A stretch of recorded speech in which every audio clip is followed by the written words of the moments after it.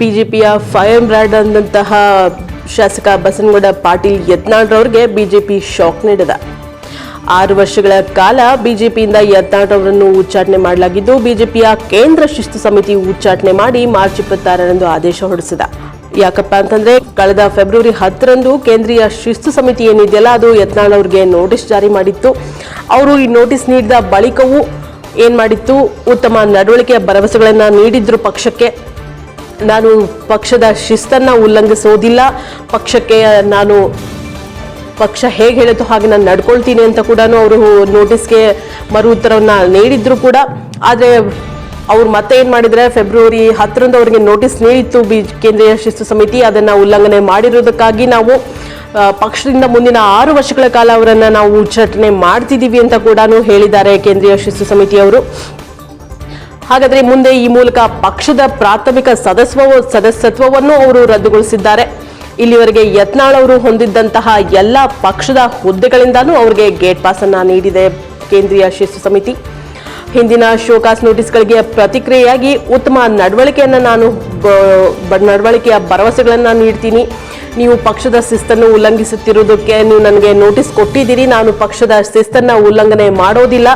ನಾನು ಉತ್ತಮ ನಡವಳಿಕೆಯ ಭರವಸೆಗಳನ್ನ ನಾನು ನೀಡ್ತೀನಿ ಅಂತ ಅವರು ಯತ್ನಾಳ್ ಅವರು ಹೇಳಿದ್ರು ಪಕ್ಷಕ್ಕೆ. ಪಕ್ಷದ ಹೇಳಿದ್ರು ಕೂಡ ಅವರು ಆ ರೀತಿಯಾಗಿ ನಡ್ಕೊಂಡಿಲ್ಲ ಅಂತ ನಡ್ಕೊಳ್ದೆ ಇರೋದಕ್ಕೆ ಅವ್ರಿಗೆ ಪಕ್ಷದಿಂದ ಗೇಟ್ ಪಾಸ್ ಅನ್ನ ಕೊಟ್ಟಿದೆ.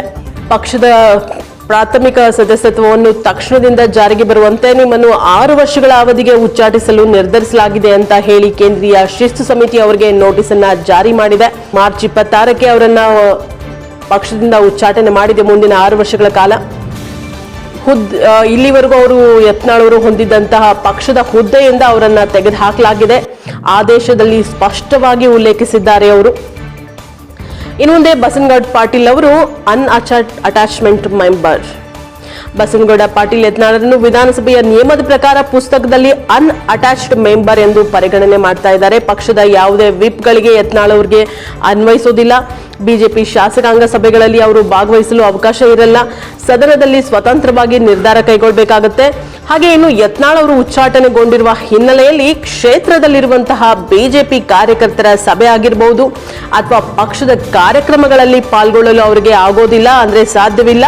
ಇನ್ನು ಬಿಜೆಪಿ ಚಿಹ್ನೆಯಡೆ ಅವರು ಗೆದ್ದಿರೋದ್ರಿಂದ ಯತ್ನಾಳ್ ಅವರು ಶಾಸಕ ಸ್ಥಾನ ಬೇಡ ಅಂತ ಅವರು ಏನಾದ್ರು ರಾಜೀನಾಮೆ ಕೊಟ್ರು ಅಂತಂದ್ರೆ, ನನಗೆ ಆಯ್ತಪ್ಪ ನೀವು ಪಕ್ಷದಿಂದ ಉಚ್ಚಾಟನೆ ಮಾಡಿದೀರಿ, ನನಗೆ ನಿಮ್ಮ ಶಾಸಕ ಸ್ಥಾನ ನಿಮ್ಮ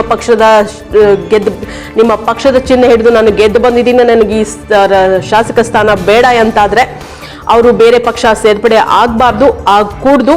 ಒಂದ್ ವೇಳೆ ಬೇರೆ ಪಕ್ಷ ಸೇರ್ಪಡೆ ಆದ್ರೆ ಯತ್ನಾಳ್ ಅವರ ಶಾಸಕ ಸ್ಥಾನ ಕೂಡ ರದ್ದಾಗತ್ತೆ. ಇನ್ನು ಯತ್ನಾಳ್ ಅವರ ಮುಂದಿನ ನಡೆ ಏನು?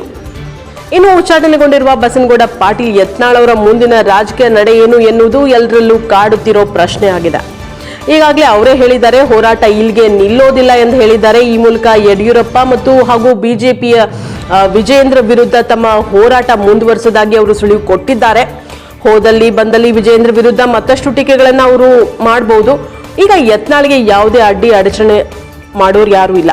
ಮೊದಲಾಗಿದ್ರೆ ಪಕ್ಷ ಇರ್ತಿತ್ತು, ಕೇಂದ್ರದ ಶಿಸ್ತು ಸಮಿತಿ ಇರ್ತಿತ್ತು, ಪಕ್ಷದಲ್ಲಿರುವಂತಹ ಹಿರಿಯ ಮುಖಂಡರಾಗಿರ್ಬಹುದು, ಅವರೆಲ್ಲ ಅವ್ರಿಗೆ ಹೇಳ್ತಾ ಇದ್ರು ಈ ರೀತಿ ಮಾಡಬೇಡಪ್ಪ ಅಂತ ಹೇಳಿ. ಈಗ ಅವರೇ ಪಕ್ಷದಿಂದ ಅವರೇ ಉಚ್ಚಾಟನೆ ಮಾಡಿರೋದ್ರಿಂದಾಗಿ ಇವ್ರಿಗೆ ಯಾವುದೇ ಅಡಚಣೆಗಳು ಕೂಡ ಇರೋದಿಲ್ಲ. ಹೀಗಾಗಿ ಇವರು ತಮ್ಮ ಮಾತಿನ ಸಮರ ಕೂಡ ಜೋರು ಮಾಡಬಹುದು. ಹಾಗೆ ರಮೇಶ್ ಜಾರಕಿಹೊಳಿ ಅವರು, ಸಿದ್ದೇಶ್ವರ್, ಪ್ರತಾಪ್ ಸಿಂಹ, ಕುಮಾರ್ ಬಂಗಾರಪ್ಪ ಸೇರಿದಂತೆ ತಮ್ಮ ಬಣದಲ್ಲಿ ಏನ್ ಗುರುತಿಸಿಕೊಂಡಿದ್ದಾರೆ ಇವರು, ಈ ನಾಯಕರನ್ನ ಇಟ್ಕೊಂಡು ಈ ನಾಯಕರ ಮೂಲಕ ರಾಜಕೀಯ ಆಟವನ್ನ ಆಡ್ತಾರ ಅಥವಾ ಬಿಟ್ಟು ಮತ್ತೇನು ರಾಜಕೀಯ ಆಟ ಆಡ್ತಾರೆ ಅನ್ನೋದು ಈಗ ಎಲ್ಲರಲ್ಲೂ ಮೂಡಿರುವಂತಹ ಕುತೂಹಲ ಆಗಿದೆ. ಒಟ್ನಲ್ಲಿ ಕಾದು ಕಾದು ಕೊನೆಗೆ ಹೈಕಮಾಂಡ್ ರಾಜ್ಯ ಬಿಜೆಪಿಯಲ್ಲಿ ಹಾದಿ ಬೀದಿಯಲ್ಲಿ ನಡೆಯುತ್ತಿದ್ದ ಬಣ ಬಡಿದಾಟಕ್ಕೆ ಆಪರೇಷನ್ ಮಾಡಿದ. ಆದ್ರೆ ಬಣ ಕಿಚ್ಚು ಇನ್ನಾದ್ರೂ ಕಡಿಮೆ ಆಗತ್ತಾ, ಮತ್ತಷ್ಟು ಹೆಚ್ಚಾಗತ್ತಾ, ಕಾದು ನೋಡ್ಬೇಕಾಗಿದೆ.